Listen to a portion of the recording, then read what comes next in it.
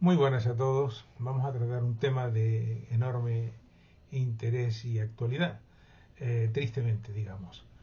Todo el mundo se está solidarizando a través de los diferentes medios de comunicación y manifestaciones y flotillas por la paz contra la actuación, en este caso de Israel, según estos grupos, contra la población gazaití. Es cierto que hay que ser solidarios y, digamos, rechazar, repudiar la agresión contra cualquier pueblo. En este caso, me parece muy bien que se haga contra la agresión que están sufriendo por ambas partes, que son las que presionan. Por un lado, Hamas a la franja de Gaza, que está teniendo de rehén a sus propios conciudadanos, y por el otro lado, la sinrazón en cierta medida de la enorme potencia que es Israel con respecto a estos países. Lógicamente detrás hay algunas cosas que se nos escapan. Probablemente empezamos a rascar y encontraremos pues motivos más que extraños, que son los que están manipulando todos estos cables. Porque todo el mundo sale a la calle a protestar, lo cual me parece bien y lo aplaudo, contra el atropello que está sufriendo la población, insisto, de Gaza. Pero nadie se pregunta cuáles son las causas y por qué los propios, digamos, dominantes de esa zona hablan todos de Palestina. Palestina es mucho más. De hecho, a la autoridad palestina la expulsaron de allí, de esa zona que se llama Gaza, en su día. Y ahí solo gobierna Hamas. ¿Quién creó a Hamas? Esa es una pregunta que deberían de hacerse nuestros, digamos, seguidores y indagar a ver quiénes fueron los creadores de Hamas y por qué. La situación está en un extremo que hemos de rechazar sin duda alguna y aplaudir a todos aquellos que alzan la voz en contra de esta, digamos, deshumanización que está sufriendo ese pueblo.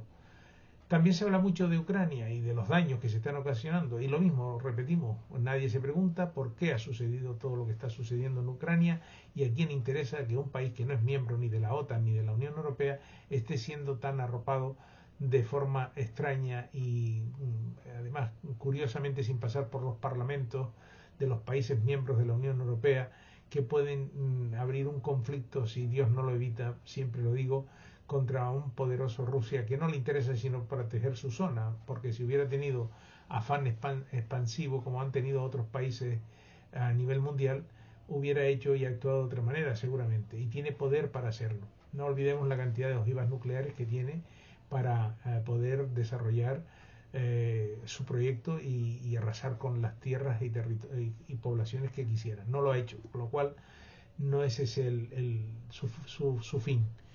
Dicho eso, estoy de acuerdo en que se hagan manifestaciones, insisto, en pro de los gazaití, para que se acabe ese sufrimiento.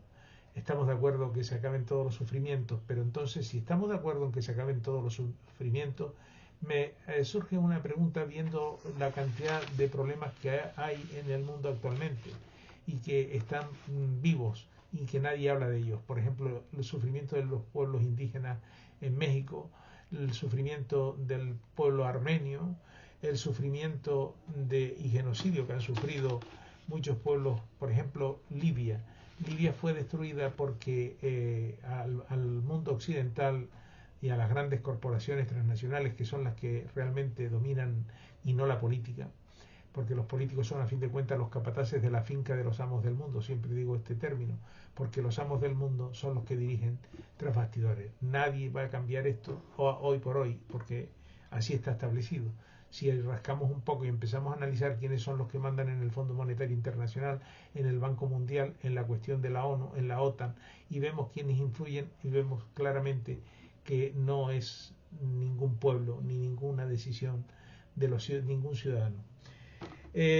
Hablamos de asesinatos de sacerdotes, hablamos no solo de sacerdotes, estamos hablando de África, concretamente de la persecución contra los cristianos, que como ha dicho el Papa León XIV actual, ya alerta de la persecución a cristianos en distintas partes del mundo, que está en escalada importante y muy delicado el tema. Nadie habla de esas muertes, que son miles y miles, además simplemente por tener un pensamiento o una religión diferente. te persiguen, te acosan, te violan, te raptan. El caso de Boko Haram, Cuando como raptó dije aquí hace hace años, años. 300 niñas casi de un colegio cristiano, y bueno, la comunidad internacional en aquel momento elevó la voz y habló sobre el tema, pero sigue sucediendo. En Nigeria, en los últimos quizás 10 años, según los datos que están publicados, más de 50.000 cristianos han sido eliminados. Es casi una masacre, un genocidio. Iglesias quemadas, raptos, violaciones masivas en algunos de los pueblos. Estamos hablando de los cristianos de Burkina Faso, de Sudán, de Yemen, de muchos lugares por ejemplo, Nigeria es el más conflictivo en muchos lugares. Lastimosamente, recientemente, un sacerdote joven de la zona de República del Congo, en Ugu, y en otros lugares, pero concretamente en este caso, el Estado Islámico mató también a 6 cristianos.